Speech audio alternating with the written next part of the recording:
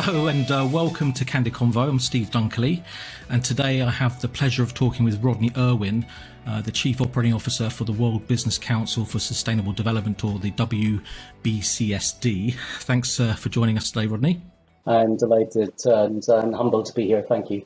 Okay, good stuff. So yeah, I believe we first met around 10 years ago at a CFO sustainability briefing I organised in Amsterdam.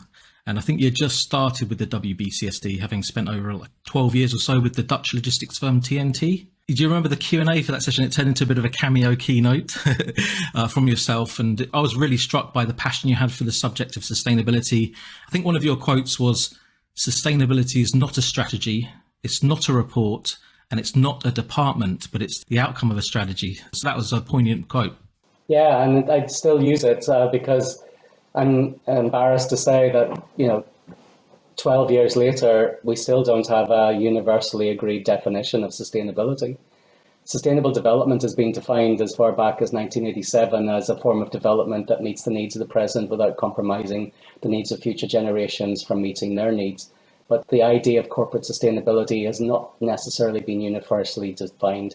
And I still believe that that definition resonates today. For companies that really, really want to be seizing the opportunities that the development agenda presents, then they need to ensure that their corporate strategy is sustainable. And that's why I mean that sustainability is not a bolted-on strategy or a report or a department, but it's the end result of a corporate strategy that truly understands its impacts and dependencies on nature and society, and which seeks to maximize the positive benefits on the environment. And I'm pleased to say that we've come a long way since 2013, that more companies are integrating sustainable outcomes as a core business activity. And so you've had a storied career at the WBCSD. Well, for the last year and a half, I've been the Chief Operating Officer. So I look after HR, finance, facilities, ICT, fundraising, education. But prior to that, I led for 9 years the Redefining Value program, which is where I would have been introduced to you back in the day. And this was a really groundbreaking program that said, if you want to do sustainability, you need to take a data-driven approach. My boss at the WBCSD back then coined the phrase that accountants will save the world. And by that, he meant that if we really were serious about directing financial capital flows to more sustainable businesses, and if we wanted to make better investment decisions within a business, then we really needed the accountants, the CFO, the investor relations, the treasurer, the controller, the internal auditor, the risk manager to embrace this agenda, because they are providing the decision useful information within the organization. And this was like music to my ears and one of the motivations for moving to the WBCSD, because it meant that I could take what I had already done at TNT, which was in the period of 2000 to 2012. It was off the scale ahead of its time. And I was able to take what I'd done in that company and try to leverage its scale across other multinationals. And of course, I went into it bright-eyed and bushy-tailed, expecting it to be a relatively easy journey, only to find that perhaps this was going to be a bit more difficult than I thought. Because, going back to 2012, when I joined the WBCSD, I remember the Prince of Wales's Accounting for Sustainability meeting and feeling rather sort of overwhelmed by a report that was being published that day. And this was a report of around 1,200 CFOs who'd been interviewed about what they understood about sustainability and their views on it. But the bottom line for me was one of horror, because of those 1,200 CFOs, 95% said that sustainability was a cost to the business and didn't add value. And I thought, this is going to be a much harder job than I expected. But roll forward 12 years, 13 years, the world is a different place. CFOs are highly engaged in this agenda, are passionate about bringing their skills and their function to the agenda, and they're the conduit between the company and the investor community. And so what I was horrified about 13 years ago has come full circle, and CFOs now see that being part of this agenda is value creating, and not being part of the agenda is value destroying. Well, that's encouraging, but looking at the topic of sustainability and climate change, I mean, to what extent do you think that COP26 was a real success? Well, for me personally, I fractured my ankle at COP26, so it was a bit of a disaster. But the progress that was made, I would say, in Glasgow was the phase out of inefficient fossil fuel subsidies, the phase down of coal, and the requirement for countries to update their nationally determined contributions ahead of COP27, which this year will take place in Egypt. And I think there was a lot of progress made with WBCSD. We were very vocal and brought out the climate manifesto during COP, which set out the commitments that businesses need to address the climate emergency. We also saw a lot of finance related activities. Mark Carney in particular with the Glasgow Financial Alliance to Net Zero, the launch of the ISSB, which I know we'll probably come on to talk about. And for many of us in this space, that's been something we've been wishing for a long time. And the other big thing that was interesting in COP was how the role of nature and biodiversity was very much part of the agenda. And in fact, a full day of COP was dedicated to nature and nature-based solutions. Yeah, I mean, it was a lot to take in. And when we spoke a couple of weeks ago, you said that the standards, they take a long time to evolve. And obviously, time is very precious. To what extent do you think it's too much of a challenge for the ISSB to move forward across the whole sustainability landscape? Well, financial accounting standards have notoriously taken a long time to develop. But I think we're at a point in time where we desperately need standards that are uniform, that are global, that allow businesses to be compared against each other. Because sustainability is a differentiator in the capital markets now.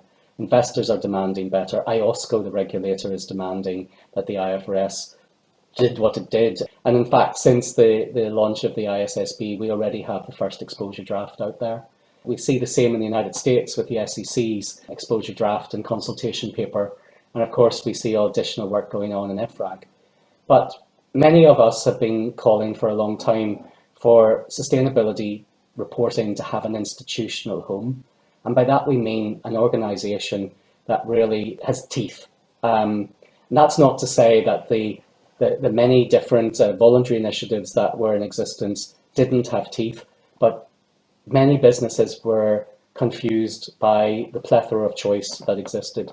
So the creation of the ISSB, the speed with which they've already delivered their first exposure draft, and the fact that they're now the place where the sustainability reporting community is consolidating, with CDSB sunsetting into the ISSB in February, and with SASB and the IRC creating the Value Reporting Foundation also planning to join the ISSB, means that for the business community and indeed for investors, there is more power in one organization bringing together all of the skills and incredible work that those other organizations have done.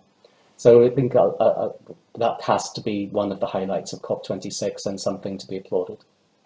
Yeah, I mean, obviously, one thing are the standards, then you have, of course, the corporates that have to implement the standards. I mean, to what extent can systems, processes, and especially internal controls and risk management really cope with this sort of complexity? Well, any business that doesn't have good internal controls will come a cropper at some point. To stay in control is vital. Designing effective and efficient controls are very much an art and not just a science. It's a very human thing because people are part of those processes, and therefore they need to be instinctive, but they also need to be controlled. And I think we've made significant progress in the way in which financial information is controlled. And much of that has been driven by, unfortunately, scandals like Enron, WorldCom, the creation of the Sarbanes-Oxley Act, and the plethora of requirements that have emerged around the world. But sustainability information to be relied upon by investors needs to be investor grade.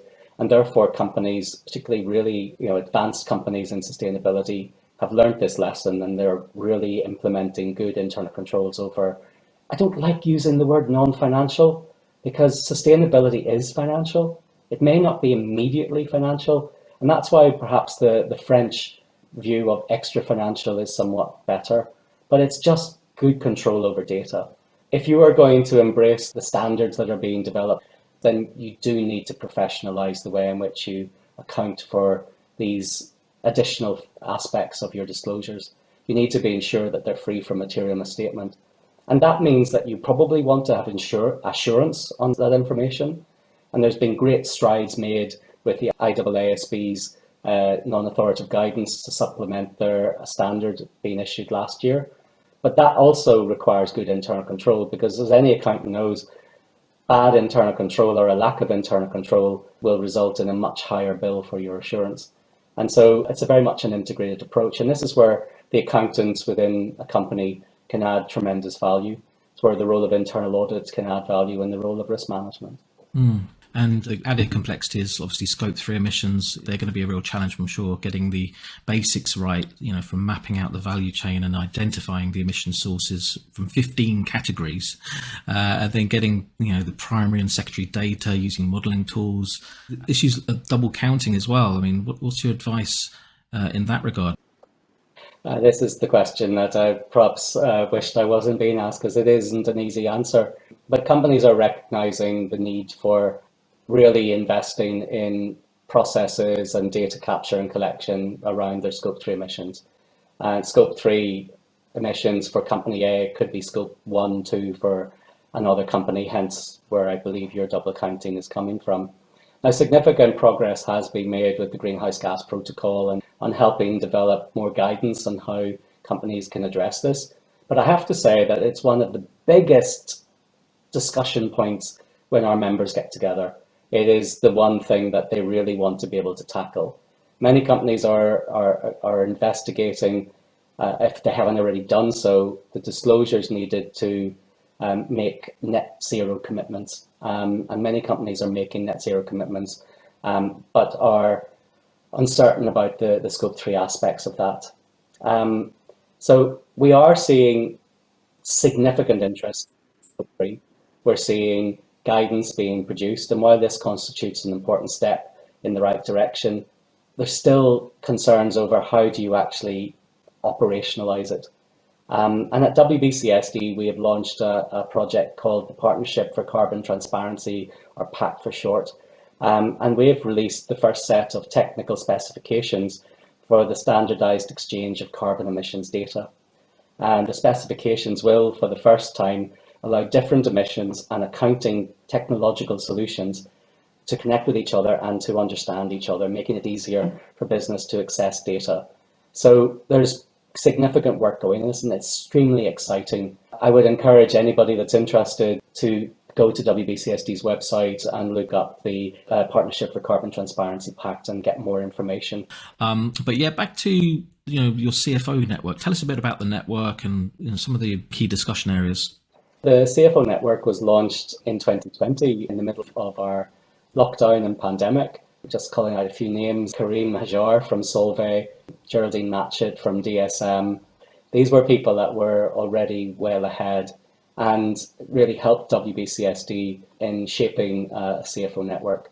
And I'm pleased to say that 2 years later, we have a really vibrant and growing network. It's one of the easiest projects to sell at the moment at WBCSD, because CFOs are realizing that this is what their job now involves. I think over the last 2 years, we've been bringing in experts. So we've had experts from the SEC, from the ISSB, academics, policymakers, and it's created an opportunity for CFOs to also have a say on expectations. But we also know that CFOs are very interested in not just what they need to disclose, but they want to have more engagement with the investment community, to broker better conversations with investors, to understand how valuation models could perhaps be amended to not just look at future free flow discounted cash, but that real sustainability risks and opportunities are factored in. Now, today we know that companies that are more sustainable as measured by a number of different indices that are out there are attracting a lower cost of capital. So there is a strong correlation between sustainability performance and the cost of capital, and more work needs to be done to prove the causation. But we are seeing that companies that embrace this agenda, and if CFOs are particularly driving the agenda, then there's win-win outcomes to be made. The other thing is our CFOs are acknowledging that the societal aspects of sustainability are very complicated. At WBCSD, we believe there are 3 major imperatives that we need to address as humanity. The climate emergency is a no-brainer, and we've talked about COP. And I also mentioned at COP that there was a significant amount of time talking about nature, because climate and nature are very much interrelated. And of course, all of it's interrelated with humanity. And what we've seen, and COVID has magnified that, is the inequalities that we have within the world. And how do you measure societal impacts and dependencies? Now, a lot of work has been done with the Social and Human Capital Protocol as an example, but it's still needing more thought. And so a lot of kudos to the WBCSD CFO network for accelerating interest in how to address the S in ESG, because I think the E and the G are a little bit easier to address, even though they do come with challenges. And just thinking about the future, any sort of future thoughts, whether it's short, medium, long-term horizons? Well, the thing that's really making me excited at the moment is how mainstream sustainability is, not only in the accounting curriculum, but across universities, and the demand from our member companies for education offerings to disseminate sustainability across their business. The fact that this year WBCSD entered into a partnership with IMD, one of the world's top business schools in Switzerland, to help introduce much more sustainability content into the full-time MBA is only the tip of an iceberg. I think we'll see more of this happening. And I'm really impressed that the major accounting bodies are now examining sustainability, not just putting it on the curriculum, but are examining it. And so that the next crop of professional accountants will have that duty as part of their training, not just as part of their continued professional development like I had to do it. So education as it Yes, were. absolutely. Excellent. We covered some good ground, Rodney. We talked a bit about sort of your background and how CFOs are going about the Scope 3 emission challenge for reporting and disclosure, but also the wider social and governance issues for the ESG in total. We've talked a bit about COP26 and the forming of the ISSB, your thoughts about the future and the importance of education. So we covered quite a few things. Any final thoughts, Rodney, before we sign off? Yeah, well, sustainability is not going to go away. It's only become much more important. So skill yourself with what you need to know. If you're a professional accountant, go and take a look in the mirror and remember that you signed a code of conduct that said you would act in the public interest. So have a good talk with yourself and follow through on your professional duty. And above all else, see what you can do to improve the sustainability outcomes of your company. Because remember, sustainability is not a report, it's not a department, it's not a bolted on strategy, it's the end result of what your company is doing. It's a very rewarding journey and I encourage you to embrace it. Excellent. Well, thanks very much for joining us, Rodney. It's been a very fascinating discussion. I knew it would be, of course. Look forward to staying in touch and helping you get more traction with your CFO network, and anything I can do to help, I'll do so. Well, thank you so much. And again, very humbled to be invited to share my thoughts for what they are. And again, thank you. And of course, we'll take you up on your offer. Great stuff.